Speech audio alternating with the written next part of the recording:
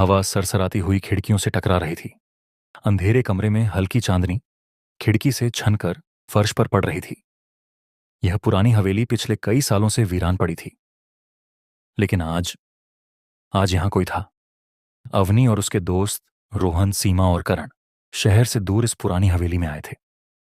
यह हवेली पिछले कई सालों से बंद थी, लेकिन इसके बारे में कई डरावनी कहानियां प्रचलित थीं। क्या तुम्हें सच में लगता है कि यहां कुछ अजीब होगा? रोहन ने हंसते हुए कहा। पता नहीं, लेकिन कुछ रहस्यमयी जरूर है।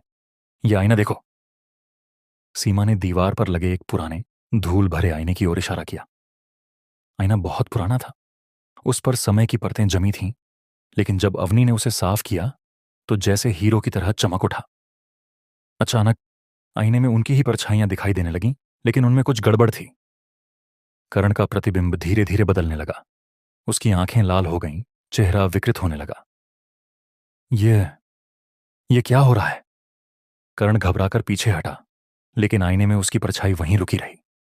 अवनी का दिल तेजी से धड़कने लगा। तभी आईने से एक भयानक चीख निकली। हमें यहां से जाना चाहिए, अवनी ने घबराकर कहा, लेकिन दरवाजा अपने आप बंद हो चुका था। बाहर से कोई जोर जोर से दरवाजा पीट रहा था, मगर अंदर कोई नहीं था। करण की सांसें तेज हो गईं। उसकी आंखें अब सफेद हो चुकी थीं, जैसे किसी अनजानी शक्ति ने उसे अपने वश में कर लिया हो। आईने में से एक धुंधली आकृति उभरने लगी। एक औरत सफेद साड़ी में। उसकी आंखों से खून टपक रहा था। यह आईना शापित है, सीमा ने कांपते हुए कहा। तभी रोहन की चीख सुनाई दी। जब सबने उसकी ओर देखा तो वह हवा में उठा हुआ था। कोई अदृश्य शक्ति उसे अपनी ओर खींच रही थी।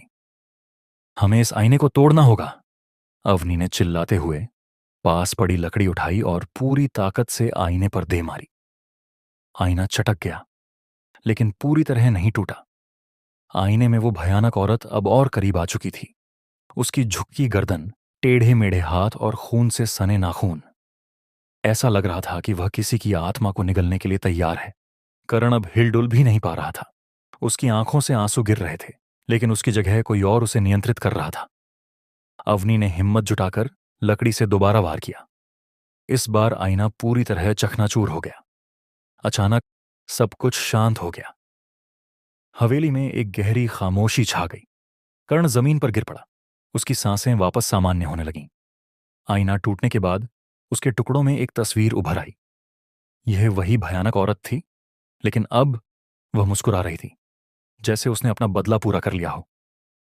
हमें यहां से तुरंत निकलना चाहिए, सीमा ने कहा। चारों भागते हुए हवेली से बाहर निकले।